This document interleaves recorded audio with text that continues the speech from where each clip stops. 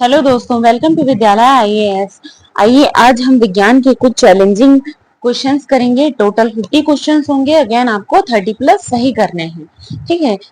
इसके साथ में साथ ही साथ कुछ एक्सप्लेनेशन भी बताऊंगी और आपसे जितने बनेंगे आप मुझे कमेंट बॉक्स में जरूर बताएं। साथ ही साथ अभी विद्यालय आईएएस को सब्सक्राइब करें, वीडियो को लाइक करें और शेयर भी करें। ठीक है। पहला क्वेश्चन है, डीएनए डबल हेलिक्स संरचना की खोज किसके द्वारा की गई थी? डीएनए एक डबल हेलिक्स संरचना होती है। ठीक है। ऐसे ऐसे ऐसे ऐसे होता है। ठीक है। इसमें क्या होता है? ATCG। ठीक है। ATCG, एडेनिन, थियामिन, साइटोसिन और गुआनिन, ये चारों डीएनए में रहते हैं। ठीक है। इस संरचना की खोज करने वाले सबसे पहले कौन थे? तो वो किसने किया था? जेम्स वाटसन और फ्रांसिस क्रिक ने। अगला है, सबसे बड़ा एक कोशिकीय जीव है। सबसे बड़ा एक कोशिकीय जीव क्या है? एसिटेबुलेरिया। क्या क्या बोल रहा है? एक कोशिकीय जीव, ये जीव जिसमें केवल एक ही कोशिका होती है। अगला है, नाभिक के अलावा कोशिका के किस कोशिकांग में डीएनए होता है? नाभिक के अलावा आपको पता होगा कि कोशिका में, नाभिक में डीएनए पाया जाता है। ठीक है। इसके अलावा माइटोकॉन्ड्रिया में भी क्या होता है? डीएनए होता है। ठीक है। माइटोकॉन्ड्रिया में डीएनए होता है। अगला है, निम्नलिखित में से किसको सेल का पावर प्लांट भी कहा जाता है? सेल का power plant of the cell. ठीक है। किसे कहा जाता है? ये भी माइटोकॉन्ड्रिया को कहा जाता है। अगला है, पादप कोशिका जंतु कोशिका से किस प्रकार भिन्न होती है? पादप कोशिका जंतु कोशिका से किस प्रकार भिन्न होती है? देखिए, पादप कोशिका में ना सेल वॉल पाया जाता है, यानी कोशिका भित्ति पाई जाती है, जो जंतु कोशिका में नहीं पाया जाता है। बेसिक अंतर यहीं पे आता है पादप कोशिका और जंतु कोशिका में। अगला है, न्यूक्लियस के बाहर डीएनए कहाँ मिलता है? न्यूक्लियस यानी कि नाभिक के बाहर डीएनए कहाँ मिलता है? अगेन इसका आंसर क्या हो जाएगा? माइटोकॉन्ड्रिया। अगला है, निम्नलिखित में से किस कोशिका द्रवी कोशिकाओं को यूकैरियोटिक कोशिका के भीतर प्रोकैरियोटिक कोशिका माना गया है? मतलब यूकैरियोटिक मतलब क्या होता है? प्रोकैरियोटिक मतलब होता है, मतलब यूकैरियोटिक मतलब आधुनिक और प्रोकैरियोटिक मतलब प्राचीन होता है। ठीक है। ऐसी कौन सी कोशिका है जो मतलब प्रोकैरियोट यूकैरियोटिक है, मतलब आधुनिक कोशिका के भीतर एक प्राचीन है? ठीक है। तो वो क्या है? माइटोकॉन्ड्रिया है, प्राचीन बनावट। अगला है, राइबोफ्लेविन की कमी से होने वाला क्या रोग है? राइबोफ्लेविन, आपको पता होगा कि राइबोफ्लेविन किसका विटामिन डी होता है, जो चेलियोसिस है। ठीक है। इसका आंसर चेलियोसिस। विटामिन ए को कहते हैं राइबोफ्लेविन। ठीक है। वैसे ही विटामिन सी की कमी से स्कर्वी होता है, विटामिन बी की कमी से बेरी बेरी होता है, विटामिन बी की कमी से, विटामिन सी की कमी से क्या होता है? स्कर्वी रोग होता है। अगला है, निम्नलिखित में से कौन सा रोग मच्छर वाहित नहीं है? मच्छर वाहित नहीं है। ठीक है। डेंगू मच्छर से होता है, फाइलेरिया भी मच्छर से होता है, फीमेल पेटिगेंस के काटने से होता है। और निद्रा रोग देखिए, यहाँ पे मलेरिया तो मच्छर से होता ही है, निद्रा रोग मच्छर से वाहित नहीं होता है, मक्खी से वाहित होता है। ठीक है। शीशी मक्खी, शीशी मक्खी, शीशी मक्खी, शीशी मक्खी काटने से फाइलेरिया रोग होता है।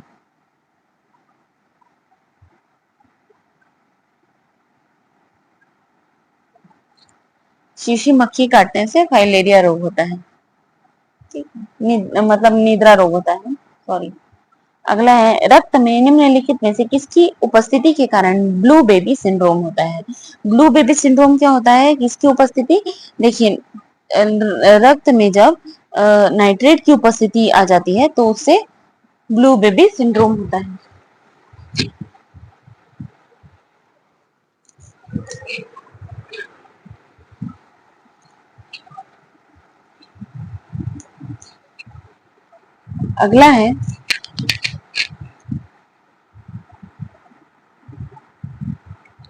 अगला है, निम्नलिखित में से कौन से जोड़े सुमेलित नहीं हैं?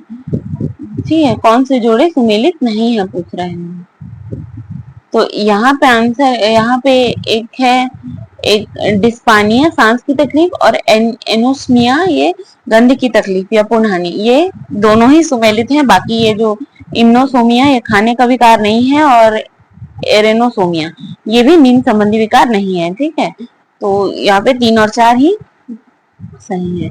अगला है, पार्किंसन बीमारी के उपचार के विकास के लिए किसको नोबेल पुरस्कार दिया गया?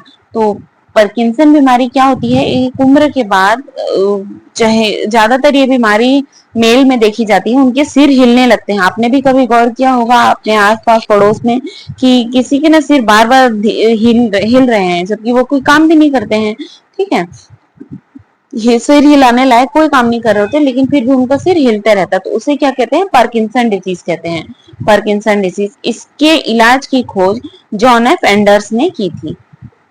अगला है एड्स निम्न कारणों में से किसके द्वारा होता है, तो एड्स के वायरस होते हैं, ठीक है। अगला है निम्नलिखित में से एंटीबायोटिक है, एंटीबायोटिक क्या है, देखिए पैरासिटामोल, एंटीबायोटिक, सल्फाडाइजीन, एस्पिरिन या पेनिसिलिन। पेनिसिलिन एक एंटीबायोटिक है और पैरासिटामोल एक दवाई होती है, एजिथ्रोमाइसिन एक एंटीबायोटिक है और यहाँ सल्फाडाइजीन भी एक एंटीबायोटिक है। तो यहाँ एक से अधिक है, तो आंसर क्या हो जाएगा, ई। अगला है जीन के भीतर अनुक्रम के आधार में परिवर्तन क्या कहलाता है, जीन के भीतर अनुक्रम आधार में परिवर्तन कहलाता है उत्परिवर्तन, ठीक है।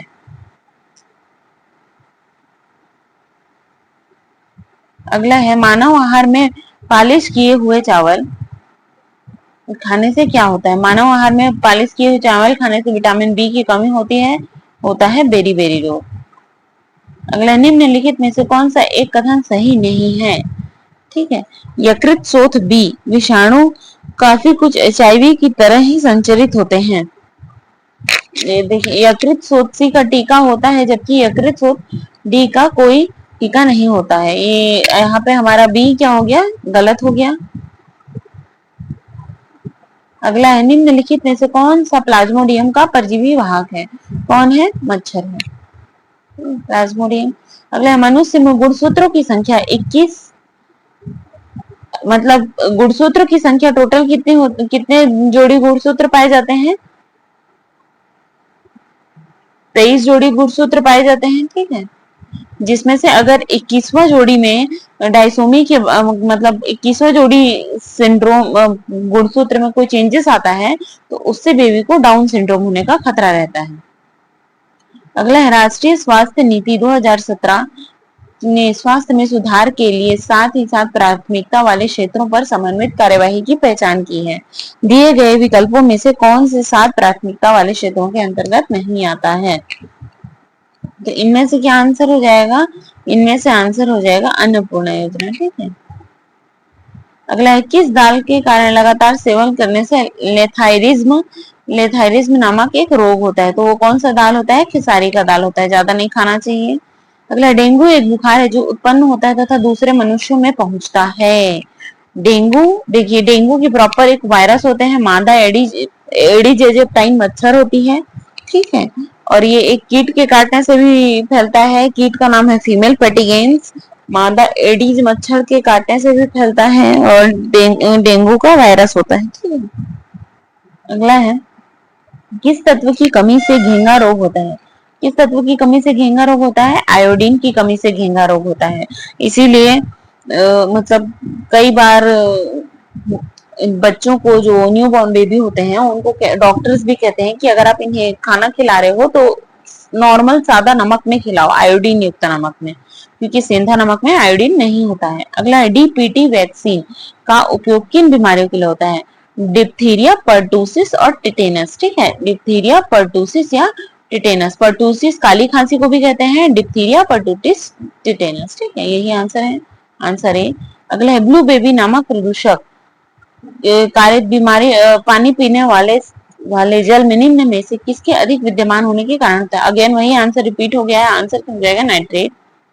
अगला है ल्यूकेमिया एक प्रकार का कैंसर है जिसमें असाधारण बढ़ोतरी होती है, किसकी असाधारण बढ़ोतरी होती है, श्वेत रक्त कोशिकाओं की बढ़ोतरी होती है, डब्ल्यूबीसी काउंट इसमें बहुत ज्यादा बढ़ जाता है। डब्ल्यूबीसी काउंट आपके रिपोर्ट में बढ़ा हुआ है तो उसका एक सिम्टम ये, उसका एक डायग्नोसिस ये भी है कि आपको कोई हाल ही में कोई सर्दी खांसी या कोई किसी प्रकार का संक्रमण हुआ है, ठीक है, लेकिन वो कुछ ज्यादा ही अनकंट्रोल्ड बढ़ जाए तब वहां पे ल्यूकेमिया का खतरा माना जाता है, क्योंकि ल्यूकेमिया में एक और होता है जब डब्ल्यूबीसी में प्रॉपर लिम्फोसाइट बढ़ा हुआ हो तब देखते हैं कि ल्यूकेमिया है या नहीं।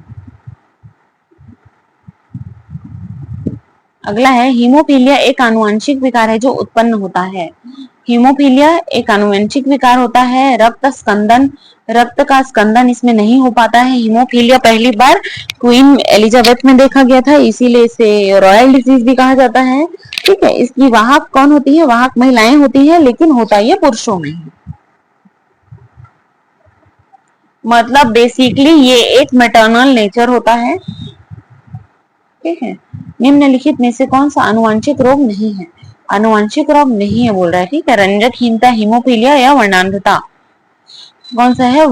तो रतौंधी हो जाएगा, क्योंकि ये विटामिन ए की कमी से होता है रतौंधी।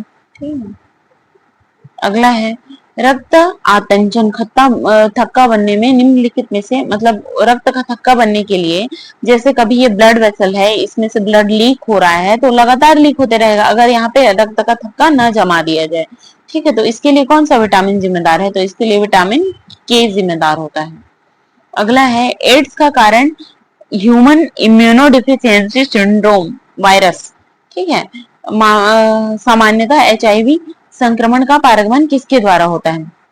तो देखिए, जो एचआईवी के वायरस होते हैं वो हवा में नहीं रह सकते हैं। ठीक है, तो संदूषित भोजन एवं जल ग्रहण करने से, संदूषित रक्त एवं रक्त उत्पादों के संकरण से। तो ये क्या पूछ रहा है कि किसके माध्यम से ये ट्रांसफॉर्म हो सकते हैं। ठीक है, होता है नहीं होता है इस बात को हमेशा ध्यान रखना है। यहाँ पूछ रहा है होता है किसके द्वारा।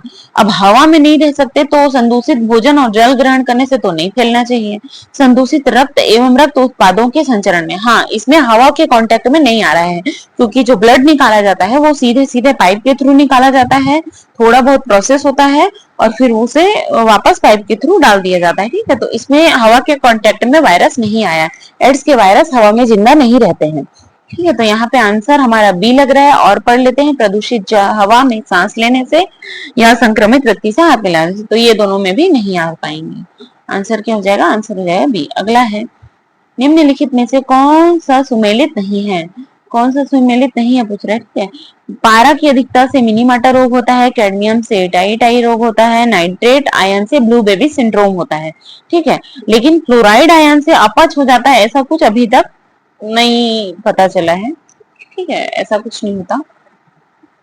अगला है निम्नलिखित कारणों पर ध्यान दीजिए। एड्स का संचरण होता है लैंगिक संभोग से, रक्ताधान से, मच्छरों या अन्य रक्त चूसक कीटों से, अपरा से। तो देखिए, मैंने अभी बताया कि एड्स के वायरस क्या होते हैं, हवा में जीवित नहीं रह सकते हैं। तो ऐसे ऐसे क्वेश्चन, ऐसे ऐसे ऑप्शन चुनते हैं यहाँ पे जो हवा में हो रहा है। देखिए, लैंगिक संभोग से बिल्कुल हो सकता है ट्रांसफॉर्म, रक्ताधान से भी हो सकते हैं ट्रांसफॉर्म, मच्छर या अन्य चूसक कीटों से नहीं हो सकते, क्योंकि मच्छर नहीं चूसा तो कीट तब रक्त हवा में कांटेक्ट में आया। ठीक है, अप्राया प्लेसेंटा से, तो इससे भी हो सकते हैं। तो आंसर क्या हो जाएगा हमारा? 1, 2 और 4। 1, 2 और 4, आंसर नंबर बी। अगला है एलाइसा का परीक्षण किसके लिए किया जाता है? एलाइसा का परीक्षण एड्स की पहचान करने के लिए किया जाता है। आजकल नॉर्मल सभी हॉस्पिटल्स में जितनी बड़ी बीमारियों को लेकर अगर कोई पेशेंट आता है तो उन्हें उनमें ये एलाइसा टेस्ट कराया जाता है, ताकि उनका ट्रीटमेंट सही तरीके से हो सके, क्योंकि अभी तक एड्स का ऐसा कोई इलाज नहीं मिल पाया है। ठीक है, खसरा बीमारी है। खसरा क्या होता है? वायरस से होने वाला रोग होता है। अगला निम्नलिखित में से कौन सा रोग कवक जनित है? कवक यानी फंगल। ठीक है, फंगल इन्फेक्ट। फंगल से क्या क्या होता है पहले तो देखते हैं, लिस्ट इसकी क्या है। गंजापन होता है, मलेरिया होता है,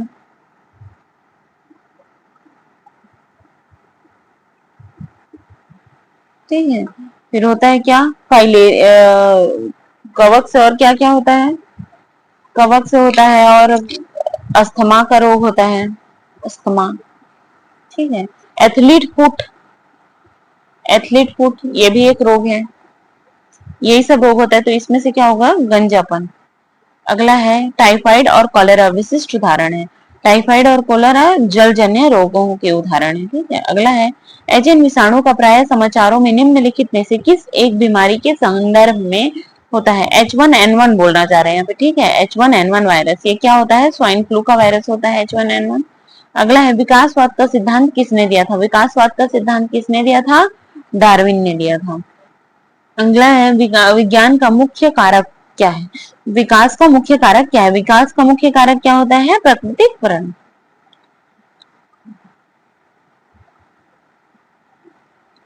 अगला है, जीवों में आनुवंशिक लक्षण संतान में लाए जाते हैं, किसके द्वारा लाए जाते हैं?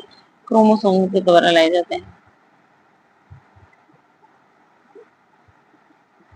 आनुवंशिकता के जनक, ठीक है, के रूप में विख्यात वैज्ञानिक कौन है? ग्रॉगर जेहन मेंडल।